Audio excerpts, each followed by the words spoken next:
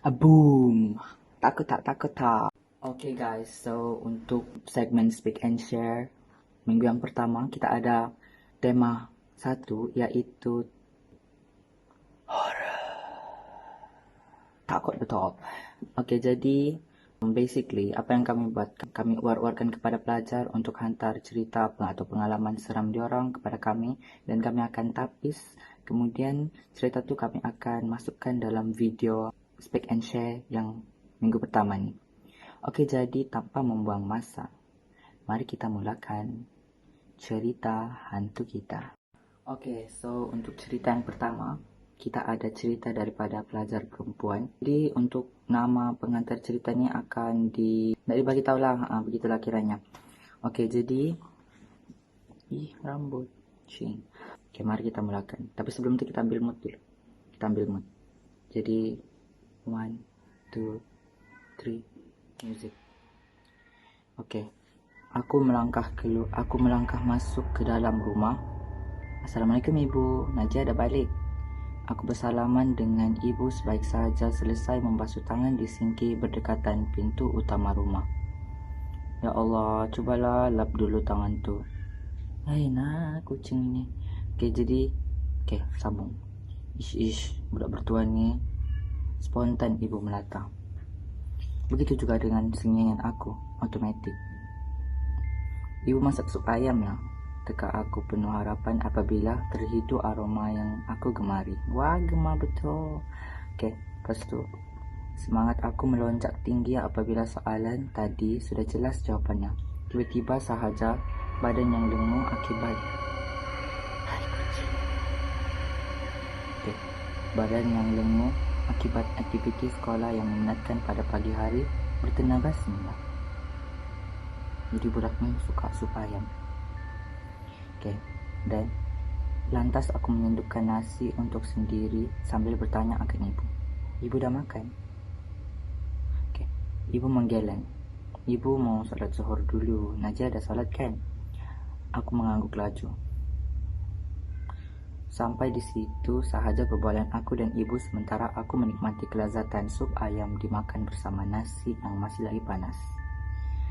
Jam 1 guys, aku makan tadi jam berapa sudah? Oke, teruskan. Oke, aku baring di atas katil. Oke, setelah aku makan, aku terus ke atas dan membersihkan diri. Aku baring di atas katil di mana rasa selesa bermaharajalela. Aktiviti di pagi hari tadi terimbas semula dengan mengurus sukan sekolah dan diri sendiri juga terlibat dalam acara sukan tersebut. Wah, sungguh memenatkan. Aku memejamkan mata. Tak lama, aku cilik semula sepasang karbon milik aku, lalu menjeling ke arah tingkap. Lebatnya hujan, lalu ke arah jam dinding. Ya Allah, setengah jam lagi masuk asar. Mengantuknya bila ada rasa selesa dan kenyang. Lama terbaring, tanpa sedar, akhirnya mata tertutup juga. Tidak mampu menanggung beratnya mata sehingga 30 menit seterusnya. Beritahu sang syaitan yang penuh dengan bisikan dosa. Lah, bunyi ayam pula. Oke, lepas tu dalam mamai terdengar akan bunyi halus yang berkata, Najia, jangan tidur lagi. Dah asar atau tidak? Sepasang bibir ini terasa kaku untuk terbuka bagi membenarkan suara aku keluar. Najiha, salat asar. Sekali lagi. Najiha, dan lagi. Najiha, terasa ringan aku terbangun dari baring. Itu suara ibu. Oke, sambung. Belum menyahut, aku terus ke bawah. Aku berjalan menuruni tangga dan ingin ke dapur. Najiha, sini anak ibu. Langkah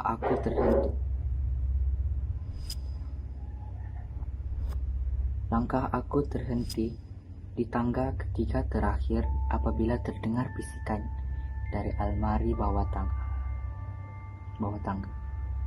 nih guys. Oke, Najiha, jangan pergi ke sana.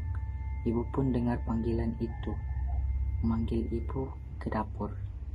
Oh my god, jadi mamanya dengan dia kena panggil pergi dapur. Paham kah macam perasaan mendengar suara sendiri? Itu anakmu pun nak panggil. Nah begitulah. Oke, aku keliru. Ibu perlahan-lahan melangkah aku mendekati almari tersebut. Ianya terbuka sedikit. Mungkin ibu buka lagi, membolehkannya memanggil aku sebentar tadi. Aku memanggil ibu sekali lagi sebelum membuka almari itu. Aku tersentak. Almari tersebut kosong, tanpa figura seorang wanita pun. Well, oke, kita sambung. Dan secara tiba-tiba tersedar sendiri, mata terus tercelik daripada mimpi.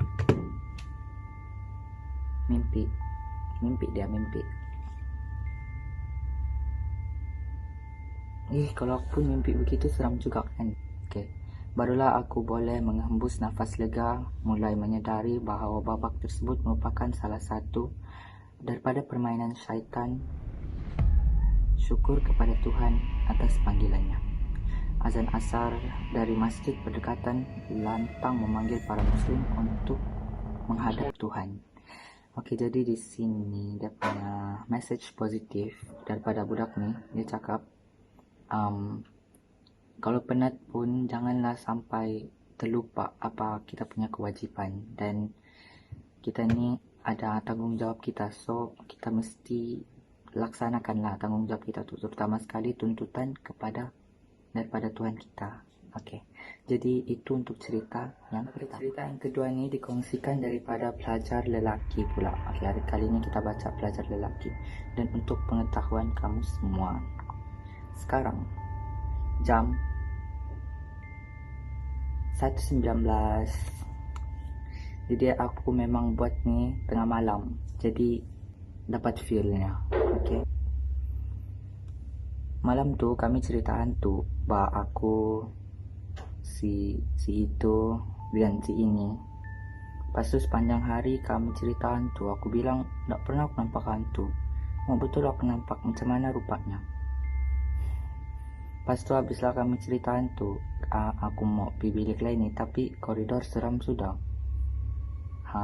Dia bercerita di bilik orang, so dia takut sama balik di biliknya, itulah. Lepas tu sebab malam suakan ada orang limpas-limpas semua tidur, terus orang bilang tidur lawas sini. Aku pun bayalah, aku tidur di katil D. Orang si itu dan si ini tu orang tidur di katil C. Jadi penceritanya ni, yang mengantar cerita ni tidur di katil D. Okay. Lepas tu lingkungan jam 2 atau 3 begitulah, 3 lebih. Lepas tu aku mimpi lah aku di RS ya. Lepas tu tiba-tiba ada berbisik di kepala aku. Okay, lepas tu dia mimpi. Lepas tu dia rasa macam dalam mimpi tu ada orang berbisik. Gitulah, ada berbisik. Okay, ada berbisik di kepala aku. Dia bukan macam berbisik di telinga, dia berbisik di kepala. Macam di kepala, dalam kepalamu dia berbisik. Lepas tu bisikan tu ada echo lagi. Ada echo macam terpantul-pantul bunyinya tu dalam kepalamu. Begitulah perasaannya. Kesian. Lepas tu terbangunlah aku, terus aku nampak benda tu berdiri, baru menengok sama aku time tu di katil D.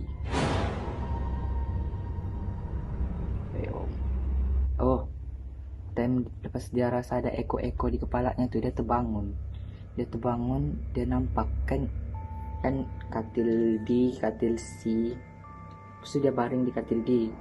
Begitulah, dia baring di katil D. Lepas tu yang dia nampak tu, dia tu buka mata tu, dia nampak di tengah-tengah tu yang antara katil C sama D. Di situ dia nampak berdiri menengok sama dia. Okay, apa perasaan kamu kalau kamu macam tidur kamu terasa macam tersintak, terus kamu terbangun, kamu nampak ada orang menengok sama kamu, tapi kamu tak tahu itu siapa? Boleh komen di bawah, komen. Okay, lepas tu time tu aku mamai, lepas tu badanku mengeras, maka aku tidur menyiring waktu. Kalau buka mata terus nampak tu benda. Oh my god lah, Okay, dia tidur menyiring yang menghadap pergi tengah-tengah, bagian tengah-tengah tuh. Terus dia cakap badannya rasa macam mengeras. Ih, seram. Okay, lepas tu terus time tu aku kasih geraklah badanku macam berapa kali begitu. Lepas tu kali ketiga baru aku kasih gerak, terus dapat gerak. Terus tu aku tutup badanku satu badan guna selimut. Terus aku baca surah-surah berhabis, selawat aku berhabis sama ayat kursi dan lain-lain. Lepas tu baru ndak boleh aku tidur balik. Mau setengah jam so aku kepanasan dalam selimut tuh. Astaga, sanggup dia kepanasan. Okay, lepas tu by the way, berpeluh sudah aku time tu. Nasib juga lagu si ini tu termain, ndak juga lah aku sunyi. Nah, begitulah ceritanya. Itu Syak. Dan message positifnya di sini, kalau boleh kan kita nih pelajar asrama, jadi memang akan ada budaya untuk kita duduk sama-sama, kita berkumpul dan cerita sampailah tengah malam. Saya akui, saya sendiri pun buat. Lepas tu, tapi janganlah macam terlebih sampai kita ndak hormat tempat. Begitulah. Jadi biar mana pun apa yang kita buat pun kita mesti hormat dan kita mesti ikut sopan lah begitu. Si pencerita ni cakap. Okay, thank you pencerita. Yang kedua ni pencerita Aspura. Okay, kejap disclaimer. Oh, ini Syak. Dia cakap benda tu jadi di bilik diaspora. Wah, what the hell. Okay, itu sahaja untuk cerita kedua. Okay, untuk cerita yang ketiga kita mulakan. Okay, ini dari Aspura juga. Ya kak, apa-apalah. Jadi sewaktu aku berumur 19 tahun, ya aku jujur aku suka pergi konsert. Ini dia macam cerita buatan-buatan lah begitu. Okay, ya aku jujur aku suka pergi konsert, Indie Fest, Rock Style, ACAB dan macam-macam lagi dengan gig. Okay, aku sebenarnya nak tahu apa tu gig, GIG. Jadi kalau kamu tahu, kamu komen di bawah. Lepas tu waktu tu pergi beramai-ramai. Alhamdulillah aku tak berpakaian emo, cuma seluar besar bawah dan baju kotak-kotak, rambut panjang ala-ala reggae gitu.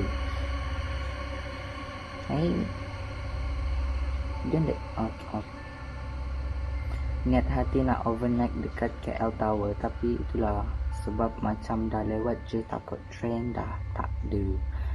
Kami tak sehaluan. Okay, aku baca begini sebab aku baca apa yang dia tulis. Jadi kalau macam cringe bunyinya, aku baca dah apa yang dia tulis. Bukan macam cerita ni cringe, tapi pembahasannya tu kadang-kadang kita ni tak terima kan. Jadi ya itulah. Jadi, kami tak sehaluan ada yang naik motor, kereta, bas dan public transport. Aku seorang sahaja yang menghala ke Gombak dan yang lain menghala ke Kelana Jaya, apa semualah. Okay. Banyak yang bunyi. Oh my god, takut. Okay, sebenarnya kan guys, aku sendiri sekarang and it's totally everyone is sleep. Sebab sekarang jam 1 lebih, so jam 2. Okay, jadi kita sambung cerita yang ketiga nih. Okay. Bila habis semua pergi fest apa semua, berkumpul di LRT station Dangwangi untuk berpisah lah ke haluan masing-masing mau balik kiranya. Kami beria berlari tak berhenti-henti nak kejarkan ke tren, takut dah tutup. Tapi staf LRT dah tunggu siap dekat tangga eskalator tu. Dia panggil kami, cepat dek, cepat, last tren dah ni. Satu menghala ke Kelana Jaya dengan Gombak. Ngam-ngam. Okay, lepas tu aku pun pelik lah. Tak pernah staf rajin dok pekik macam ni. Maybe masa tu sebab kami first time, budak lagi lah katakan, semua macam baru akhir balik. Okay, lajukan langkah.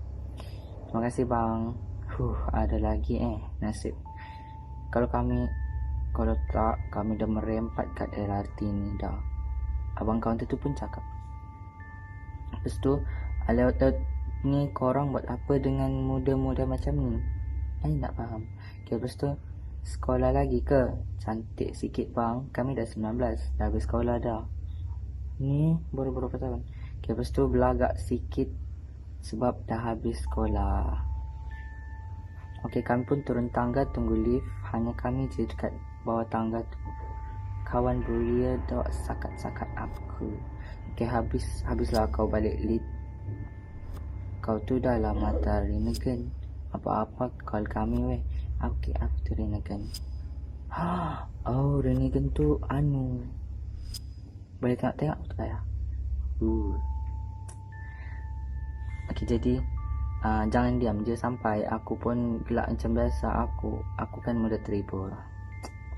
Waktu tren menghala ke panjang ceritanya ni guys. Okay, waktu tren menghala ke Kelana Jaya, kawan-kawan aku semua dah gerak sebab dia orang sekali tren ke sana dan aku keseorangan menghala ke Gombak. Dan suasana sunyi dan seram sejuk, ada seorang pun yang ada kat bawah tanah ni. Oh, kesian, dia satu orang je. Okay, lepas tu sementara menunggu dari jauh, bunyi tren nak sampai. Bunyi tren dah dengar.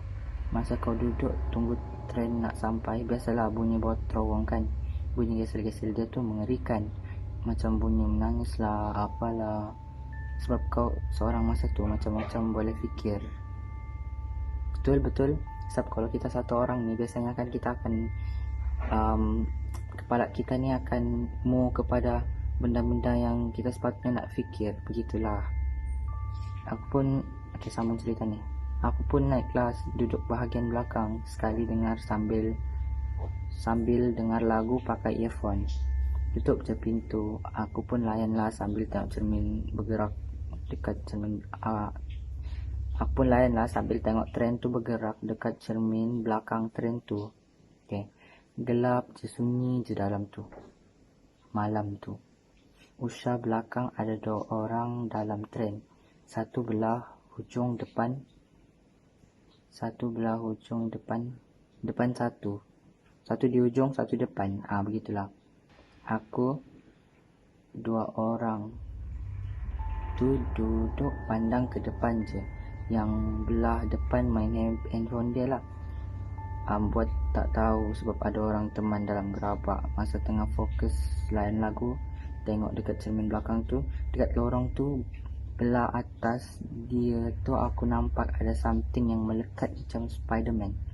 Kepala botak, matanya bercahaya putih sebab kena lampu gerabak tren tu lah. Oh my god. Okay, aku dok tengok-tengok apa benda tu. Mental masa tu fikir penat tambah dengan fikiran macam-macam sebab dah lewat malam. Aku pun rasa macam tak perlu nak duduk dekat cermin ni lama-lama. Berjalan, pergi duduk dengan orang yang duduk dekat satu gerabak dengan aku tu lah, belah belakang. Boraklah dengan dia sebab nak hilangkan nervous aku tu. Aku ni kan peramah orangnya. Kenal tak kenal aku tegur je lah, menyirap kat hati aku. Aku borak. Lepas tu dia jawab sepatah-sepatah. Ya. Oh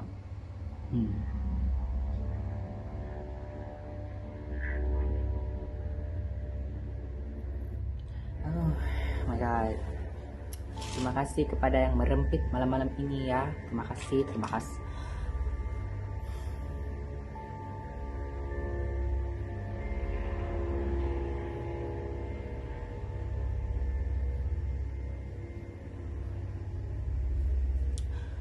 Okay, sorry guys. Motor merepit malam-malam.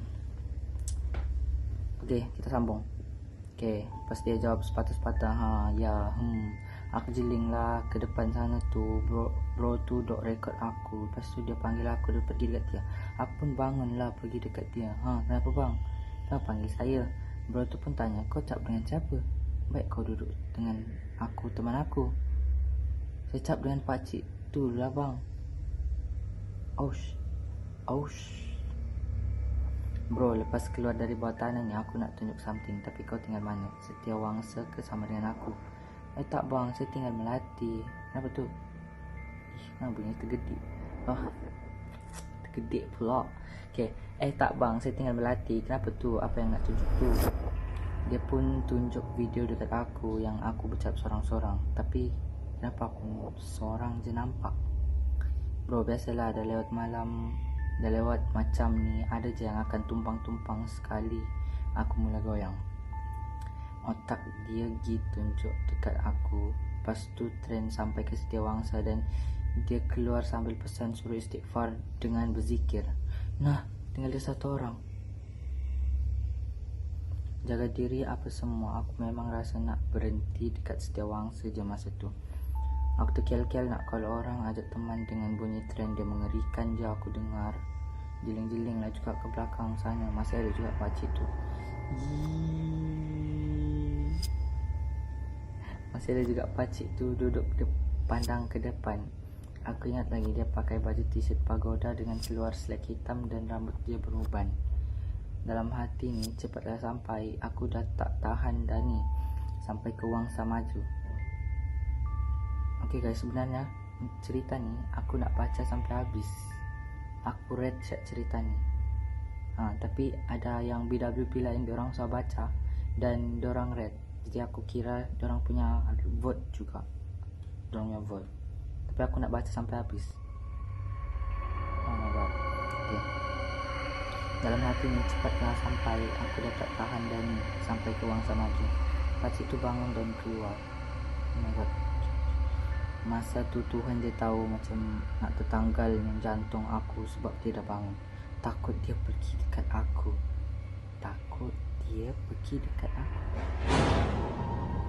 Gigil-gigil secup tangan masa tu. Tolonglah seorang ni. Aku tengok je dia keluar sambil aku angkat kepala aku jenguk-jenguk dia keluar menghala ke tangga. Intai-intailah kat sipi-sipi pintu tu. Aku senyum siap dekat dia, senyum siap dekat aku. Kepala otak apa goyang gila masa tu.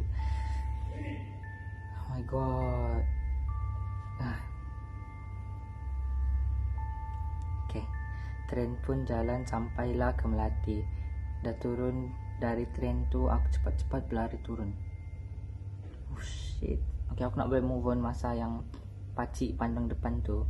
Dia keluar, sudah senyum sama orang ni, sama pencerita ni. Okay, sampai staff situ pelik tengok Akram kabut touch card nak keluar dari stesen LRT. Tunggu taksi tapi satu kereta taksi, apa semua orang tak lalu. Call member family nak suruh jemput aku, seorang pun tak angkat. Jam tu dah pukul 12.50 AM. Macam tu lah, dah dekat nak pukul 1. Sekarang dekat pukul 2 sudah ya. Di jalan pintas dari stesen LRT ke rumah aku tu ada lorong gelap-gelap. Gelap gelita, tak ada lampu. Tak nak kena lalu. Oh, tak ada lampu. Jadi mau tak mau tetap je mesti limpas je situ. Dari stesen aku berlari tanpa henti nak ke rumah. Nak tiba lorong kedua laluan pintas, aku nampak ada orang tu berbongkok duduk kat tengah lorong. Sudah. Macam aku pun macam tak mau baca cerita ni lampu. So dekat jam 2 sudah and I was alone. So tapi nak apa, kita teruskan. Tak jadi nak lalu lorong rumah aku tu. Nanti aku tunjukkan gambar suasana lorong dengan jalan pintas tu aku di last story. Okay, pusing jauh sikit sambil berlari. Badan dah tak larat, mengah gila berlari je kerja. Sampailah ke rumah. Bila sampai je ke rumah, ketuk pintu seorang pun tak nak buka. Tak nak bangun, tidur mati ke dia orang apa semua kot. Tak apalah, dah tidur kot. Dulu ayah aku ni ada van dekat depan rumah.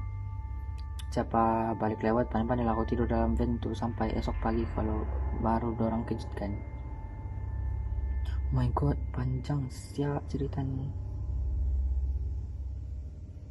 Panjang siap.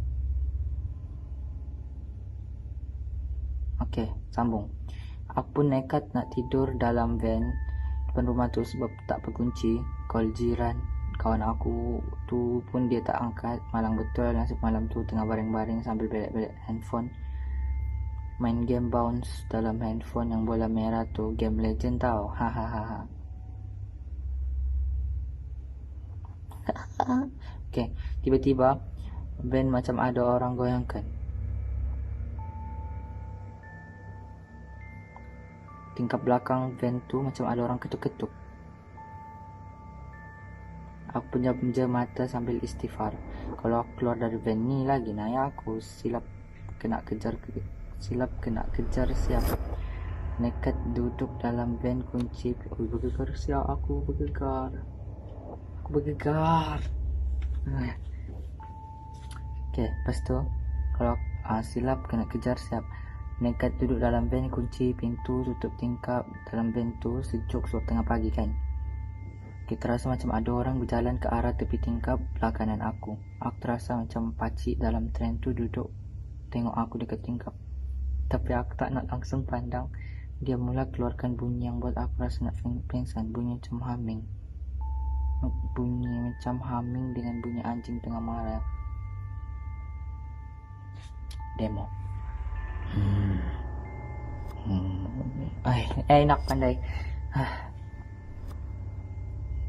Okay, ketakutan berpasal sampailah aku tidur dalam van. Pagi esoknya ayah aku cakap sebenarnya aku tengok kau dekat tingkap, tengok kau kat dalam van tu. Aku nak hukum kau sebab balik lambat malam tak.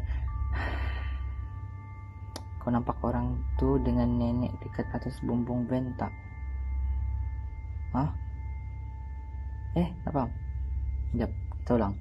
Ayah aku cakap sebenarnya aku tengok kau dekat tingkap.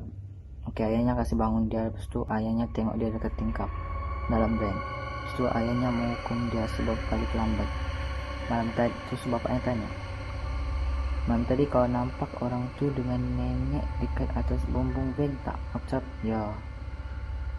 Ayah aku tanya lagi, semalam aku nampak satu persatu benda tu pusing-pusing van tengok kau. Tapi aku tak nak tolong kau. Bahana untuk kau dengan pelajaran dalam hidup kau. Oh, bapaknya pun boleh tengok. Tapi bapaknya nak tolong dia sebab dia balik lambat, jadi mau dihukum. Okay, faham. Okay, lepas tu aku pun makin dekat pula. Aku pun eloklah tu, biarkan anak kena macam tu. Tahu teruk orang kena. Tahu tak teruk orang kena. Kalau jadi apa-apa nanti siapa susah? Steady je jawapan ayahku. Hahaha. Mati lebih baik dari menyusahkan kedua ibu bapa kau. Sudah jadi orang pun susah belajar dari kesilapan. Ayah aku punya didik memang seram gila. Dengan tegas aku pun diam dan masuk rumah. Okay, lepas tu, ni benda apa yang mengikut kau ni? Kau kena tegur ni. Aku pun bukan orang yang kena tegur, orang yang pergi tegur benda tu. Oh, kesian. Dia kan biasanya kita ni kena tegur, tapi dia yang pergi tegur tu benda sebab dia yang nampak. Jadi dia yang okay. Macam biasa kena letter sampai ceramah dari A sampai Z. Pas berubat tu aku terus menggigil macam nak demam. Dibaginya air ubat yang dia bacakan, bersembur aku minum. Macam minum air berkaca. Perit tekak minum air tu. Padahal air yang dia baca tu bukan ada apa-apa. Air apa ni ya? Dah macam racun dah. Ayah aku minum habiskan nak buang bisa dalam badan dengan muntah. Benda tu yang masuk dalam badan kau waktu kau tidur. Bodoh. Oh my god, sorry. Benda tu muntah dalam badannya. Jadi dia minum supaya kasih keluar tu benda. Oh shit. Okay, aku pun minum sampai habis. Pas minum tu badan jadi panas dan demam. Aku pun rehat sambil menungkan pasal semalam. Agaknya pakcik yang senyum aku tu mengikut aku agaknya. Sorry guys. Jadi itulah untuk cerita yang ketiga. Message positifnya di sini, biarpun kita ni sudah legally, macam kan orang kalau sudah 18 tahun tu dia rasa macam legal sudah cuma berfoya-foya. Jadi kita nak sepatutnya buat begitu. Dan kita masih terikat kepada parents kita. And always listen to your parents. Sebab kita nak tahu apa yang akan jadi sama kita. Okay, kita dan dengan cerita yang ketiga. Oke guys, so ini cerita yang terakhir dan ini adalah cerita daripada pelajar tingkatan sekarang dia masih lower form, cuma dia cerita pengalamannya masa dia first masuk MRSM. Jadi mari kita baca. Oke. Cerita seram pastinya. Oke. Kisah ini bermula semasa saya berada di tingkatan 1. Dan ianya merupakan perkara yang baru untuk pelajar yang baru masuk ke alam asrama. Oke. Untuk menyesuaikan diri. Pada suatu malam, aku dan rakan yang lain berkumpul dan seperti biasa melakukan perkara yang seharusnya kami lakukan pada malam, yaitu macam makan Maggi, cerita, melepak bersama senior. Melepak bersama senior. Time aku form 1, jujur aku jarang melepak sama senior. Seniorku pun entahlah. Oke, sambung. Setelah ketika itu kami berkumpul beramai-ramai untuk mendengarkan kisah seram dari senior, yang memang selalunya senior akan merapatkan hubungan dengan junior dengan menakutkan mereka dengan cerita mereka. Iya meh.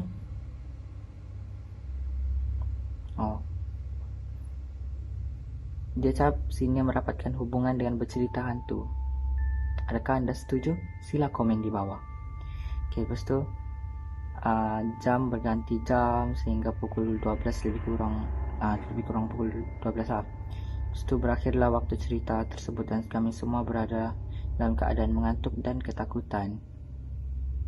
Kami semua pulang ke bilik masing-masing kerana ingin tidur, tetapi melihat pakaian yang kotor bertimbun kerana saya selalu menundakan untuk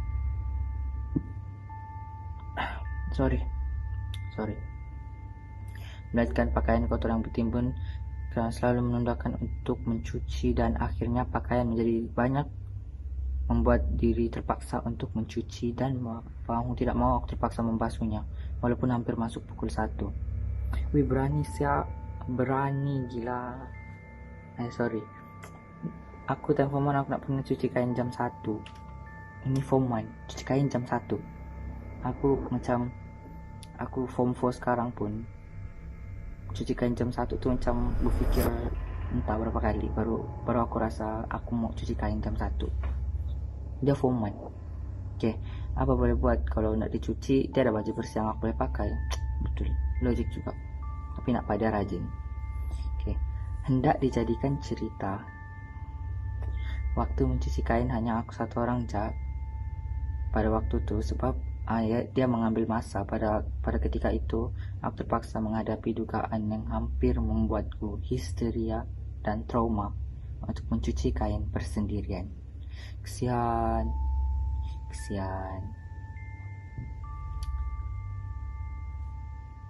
Loh, takut rambut kita tak cantik. Okay, lepas tu aku merupakan seorang yang pandangannya senang tertarik.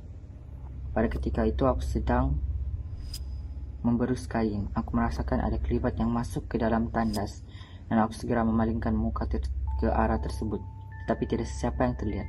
Mungkin hanya perasaanku sahaja, tapi aku yakin ada yang bergerak masuk ke dalam tandas. Okey, kan tandas kita ada yang macam dia, kalau tandas asrama dia ada meja yang macam meja simen untuk cuci kain. Lepas tu situ belakang tu laluan. Jadi ada orang lalu, dia rasa ada orang lalu dari belakang tu. Lepas tu dia paling, tapi dia tak. Begitulah dia punya explanation. Okay, aku teruskanlah berus kain yang banyak. Beberapa ketika kemudian kedengaran seorang yang menangis tapi bercampur dengan bunyi air yang bilas pakaian. Kan kalau kita hidup pipe kan, dia bunyi air tu macam bising macam satu tandas punya ekor. Tapi di sebalik bunyi air tu, pelajar ni dia dengar bunyi orang menangis. Okey, sambung. Okey, jadi aku berhenti memberus dan mematikan bilik air. Namun bunyi tersebut hilang sekelip mata. mungkin bunyi, oke, jadi dia positif, bunyi peprosak kali, jadi dia tidak macam hiraukan sangat, jadi dia tidak hiraukan sangat bunyi itu. Oke, pakaian demi pakaian, setelah habis diberus haruslah dibilas. Banyak lagi kerja nih, dia mengeluh. Setelah aku teruskan untuk membilas pakaian, walaupun sejuk dan basah akibat tempias dari membilas. Ya, saya suruh cuci kain jam 1. Oke, nantilah. Oke, nanti di akhir cerita nih aku cerita positifnya apa. Oke, tiba-tiba bunyi tersebut datang kembali seperti ada seseorang yang mencoba untuk menakutkan aku. Tapi kali ini aku membiarkan, sebab aku bilas kain dan terbayangkan katil yang empuk dan selimut yang memanaskan badan.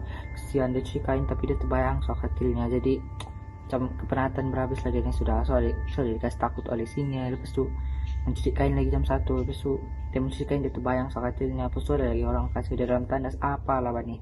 Oke, gimana soal tadi? Tinggal 4 pakaian untuk dibilas. Nah guys, sekarang dia sudah form berapa sudah?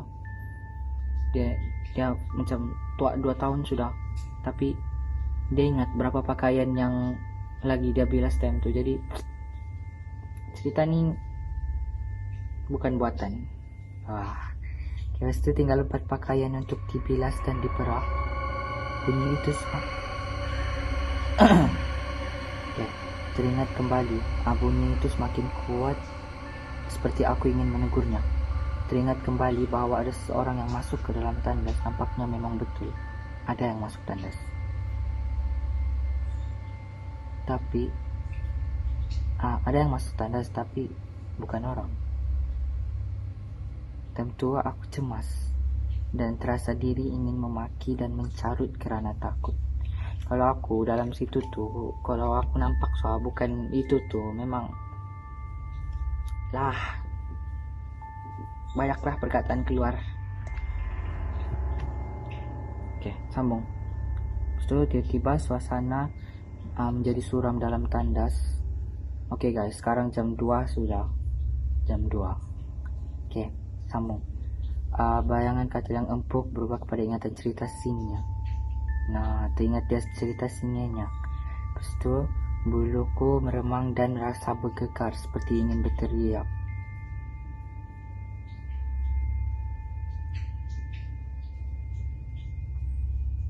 Ini apa tuh?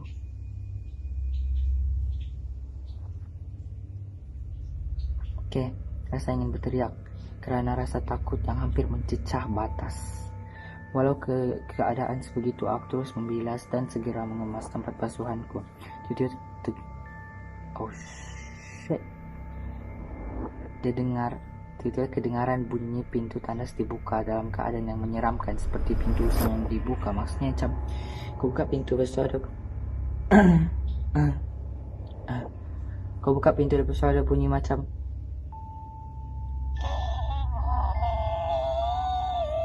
begitulah. Oke, lepas tu aku semakin cemas. Sabun dan pewangi lekas aku letak dalam baldi dan mengangkat pakaian berisi barangan mencuci. Oke, walaupun berat macam mengangkat gajah keluar dari tandas, aku berlari ke bilik yang tidak seberapa jauh. Semasa berlari, ternyata asrama sangat sunyi dan sepi. Hanya bunyi selipar yang basah memicak lantai dengan laju kedengaran. Oh my god. Setibanya aku di bilik, aku dengan nafas yang ingin tercabut dan diri yang panik, aku semua rakanku telah tidur kerana telepon Nokia aku dia beritahu dia ajak teleponnya memaparkan pukul 2 lebih. Sekarang pun jam 2 sudah. Oke, lepas tu jika rasa cerita ini telah tamat, sebenarnya ianya baru gangguan lah, baru first part. Ada lagi. Oke. Baru gangguan yang hanya ingin membuat diri lemah menjadi bersemangat. Walaupun berada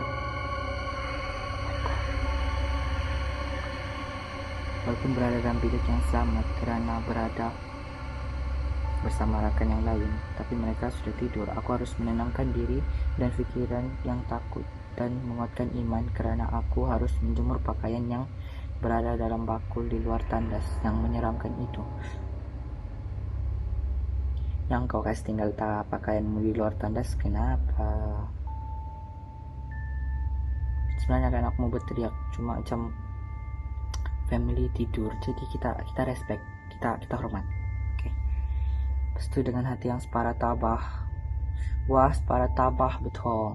Oke, separah tabah mengangkat bersama penyangkut baju dan penyepit, aku pergi mengambilnya dan membawa turun ke ampayan. Oke, untuk yang tidak tahu, kayak punya ampayan nih, dia bukan depan bilik, dia bukan macam rumah flat, dia macam satu tempat tuh, satu padang tuh, situ syak kamu boleh menyidai baju. Di situ syak. Jadi dia ni macam tinggal di aras yang tengah, jadi dia turun untuk sidai bajunya, begitulah. Oke, lepas tu walaupun bukan mudah untuk aku semasa tingkatan 1 untuk mengangkat bakul dan tersebut, dan ampayan bukanlah tempat yang mempunyai lampu yang dapat menerangi pakaian di waktu malam. Betul. Tambahan dengan suasana asrama yang sunyi, sepi, seram, yang hanya bangun saja boleh membuatkan seram, yang hanya bangun saja boleh membuatkan orang takut. Kalau kau bangun siap kau takut soal. Oke, lepas itu setibanya aku di ampayan, aku mencari kawasan yang kosong untuk meletakkan pakaian yang banyak itu ke lantai karena berat dan menyusahkan. Aku mencari tempat dan akhirnya di bagian tengah ampayan aku ambil kawasan yang luas dan boleh jemur banyak pakaian. Oke, aku kasih shot sedikit sebab lampu banyak panjang soal masanya. Oke, jadi aku pergi ke sana bawa dan dia mau menyikat baju, menyidai baju tu, dia bulu romanya meremang hingga rasa seram sejuk. Oke, ayah pun baca ni seram sejuk juga. Bising aku. Oke, lepas tu suasana malam yang berangin lagi, sok takut dan kesemua benda dalam fikiranku. Ini lagi, memang ini salah satu proof kalau kita sendiri memang kita akan banyak pikir benda-benda yang pelik. Itulah. Oke, lepas tu aku jadi takut dan semua benda tu dalam fikirannya menyeramkan. Pada ketika itu jualah, semasa aku menjemur, aku terlihat kelibat seorang yang sedang berdiri di hadapanku, tetapi jauh dan sukar melihatnya dengan jelas kerana lampu ampayan pada ketika itu mati. Aku cuba mengelak daripada melihat orang itu dan lekas menjemur semua pakaian. Alangkah terkejutnya aku terdengar seperti bunyi tingkap yang dibuka dari bilik sakit yang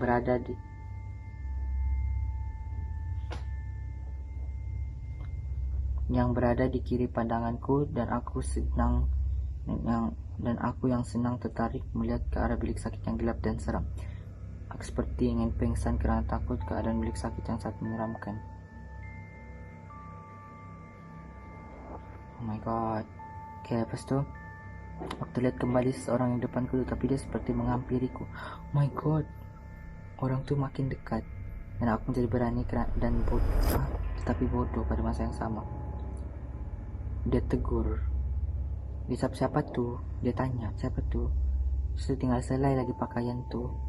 Dia ambil cepit, tapi bergegar tangannya bergegar, dia cepit tu jatuh. Dan dia mau ambil cepit tu, dia nampak bahagian yang kosong tu tiada kaki, dan cepit tu jatuh, dia mau ambil, tapi dia nampak macam dia nampak kelibat orang makin dekat sama dia, tapi dan dia tengok bawah, tidak apa-apa pun, macam kaki kah apakah. Jadi kamu fahamlah apa itu benda. Jadi dia macam berteriak, lepas tu dia menangis. Kesian, dia menangis dan dia berlari sepantas Usain Bolt. Aku nyaris jatuh di tangga kerana badan yang ingin pingsan akibat apa yang aku lihat bukan manusia. Itu bukan orang.